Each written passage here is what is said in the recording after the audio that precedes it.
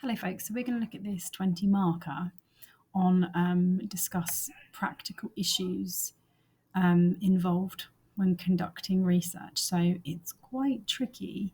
It's a previous AS question, but can easily be asked of you in the A-level paper. Practical issues. So we do what we always do on the 20 marker. You've got 35 minutes in the exam to do it, and you really must plan it with our pervert structure. So practical, ethical. Okay. So the first thing we're going to do, which is we always do, is we come down to theory, the theory paragraph, and the first thing we do is provide a definition. So I'm going to say practical issues. Practical issues relates to time, money or cost, and access to potential respondents. Access to potential respondents. So you always give them a definition or attempt to give them a definition. And practical issues relate specifically to time, money cost, and access to potential respondents. And then I'm going to do theory. Well, both will face practical issues. So both positivists who seek or take a macro approach, who take a macro approach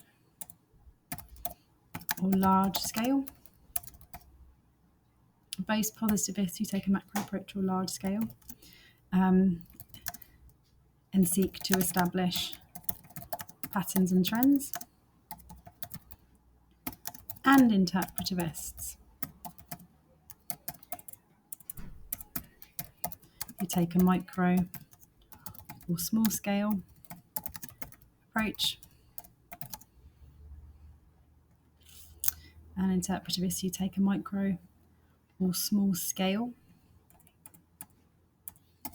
approach, seek or face interpretivists, micro, small scale approach, and seek to look at individual meanings and motives, face practical issues when conducting, back to the question, sociological research. That's paragraph 1. Even though it's tricky, we calm ourselves down and we give them a definition and we do theory, and that would be paragraph 1. And then we're going to go through to the actual practical issues paragraph, which again, to remind you, is time, money, access. And then here on the strengths, I think, well, in terms of access, if researchers use a quantitative method, so if researchers use a quantitative method, like a questionnaire or like a self-completion questionnaire,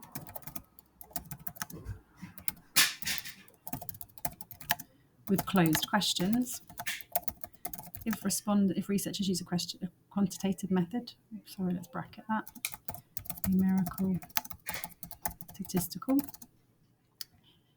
like a self-completion questionnaire with closed questions, this is quick to complete. If they use a quantitative method, researchers, with closed questions, this is quick to complete. So researchers can access large representative samples. It's quick. So you can access, because that's the name of this, we can access really large samples that account for differences in social class, gender, and ethnicity. We can therefore generalize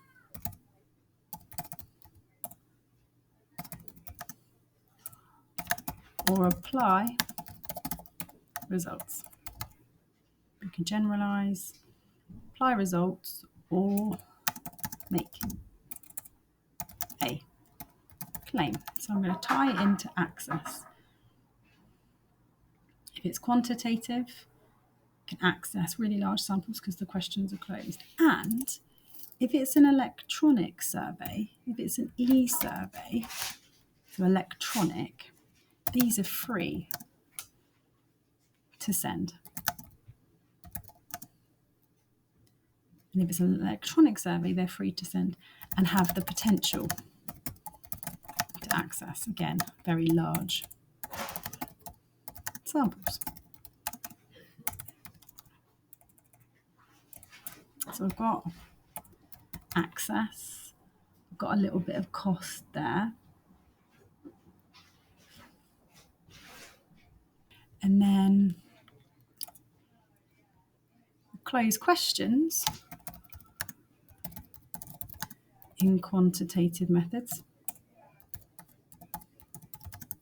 The closed questions in quantitative methods also makes it quick to analyse.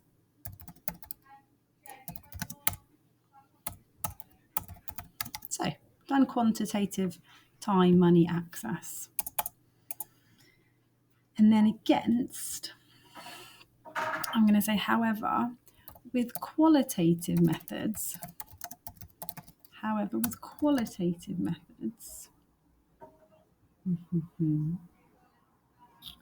it can be incredibly time consuming to access respondents. However, with quantitative methods, it can be really time consuming to access respondents. For example, in Bunsel's study of female bodybuilders, I've got to put 2 studies, that's one, of female bodybuilders. Because they're considered deviant and are hard to reach, she had to use a snowball sample, and the study took 2 years to complete. But with qualitative methods, it can be really time consuming to access samples. If they're deviant or hard to reach, for example, in Bunsel's study, she had to use a snowball sample and it took 2 years to complete.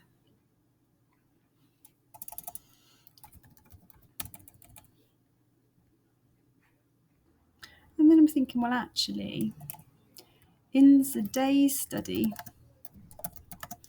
we can often access respondents. She accessed respondents. In the day study, she accessed respondents by interviewing the single mothers by choice in their own homes. In the day study, she accessed the respondents because she interviewed them in their own homes to address practical problems or practical issues, as they had very small children and were single mums. It's a really good place to put the day. So she accessed them by agreeing to interview them in their own homes because they've got very small children and they're single mothers. They have babies via sperm donation. However, so you can put it straight there if you wanted to, or on the other side, it's up to you. However, this incurs a huge cost in terms of travel. It also incurs a huge cost in terms of travel. But again, allows access. So you don't have to put it there. Maybe I feel more comfortable sticking it that side. So I've actually ended up putting in 2 studies here. Oops, bodybuilders. All of that is paragraph 2. Bit of a chunky paragraph. Okay, ethical issues. So practical issues. Right, I've got to keep coming back to the difficulty. So, ethical issues. Adhering to ethical issues. Adhering to ethical issues can cause practical issues. Adhering to ethical issues can cause practical problems, maybe. Practical problems. So, the BSA guidelines, so the British Sociological Association guidelines, suggest that we should give confidentiality. So, no personal details. And anonymity. So, no names. And whenever I think of that, I think, well, in Colossi's study, I only need 2 studies, but I'm trying to show you where you can put them in.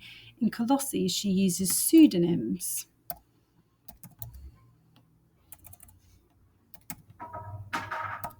She uses pseudonyms in the form of Kate, and confidentiality, which is a UK club.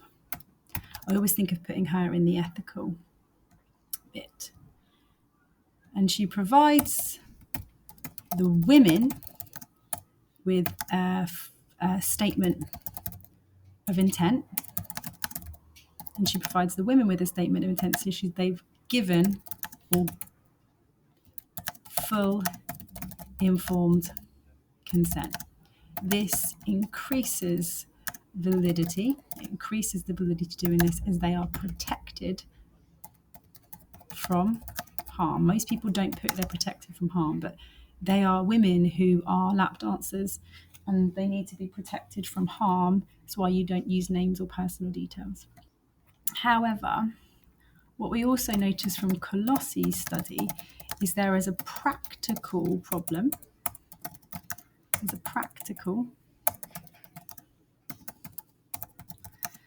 practical problem with getting informed consent from everyone in a participant observation.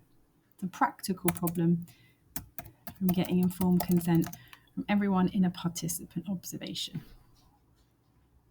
And if we give people the right to withdraw, which is what the BSA suggests we should do, this reduces the sample size. It reduces the sample size and decreases representativeness and generalizability. Okay, paragraph 3. So we've done theory. Paragraph 4 is rep and gen again. So I've kind of mentioned questionnaires already, but again, if it's quantitative, if the method produces quantitative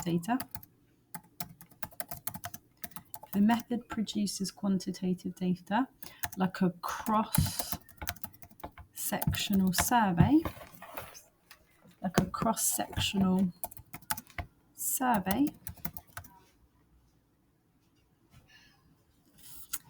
if the method produces like a cross-sectional survey, again, it's quick, and therefore we can access large samples. So here, I'm going to say in the item, we can see that they've got 11,000 households, or 11,000 respondents. This is large enough to represent different groups, again in terms of class, age, ethnicity, and gender. If you didn't have the item there, you could do Rose Neal. So she does a cross-sectional survey on 572, and it can make the same point there, just so you know. Again, you only need 2 studies in the item once, but it's helpful to know where you can include them. However, an issue is low response rate with both questionnaires and cross-sectional. A survey is just obtaining information in a standardized manner. So a cross-sectional survey can either use a structured interview or a questionnaire, but all a survey is obtaining information in a very standardized way. So both questionnaires and cross-sectional surveys have an issue with low response rates. And this is a practical problem. Look, I need to come back to the question. It's a practical problem that reduces rep and gen. And if it's a structured interview, this incurs a huge amount of cost to pay for qualified interviewers.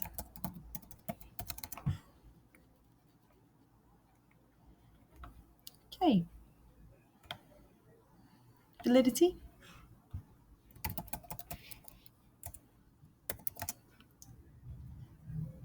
So, if researchers are seeking valid data that's much more truthful or accurate, they're seeking more valid data that's much more truthful or accurate, it can create issues or it can create practical issues.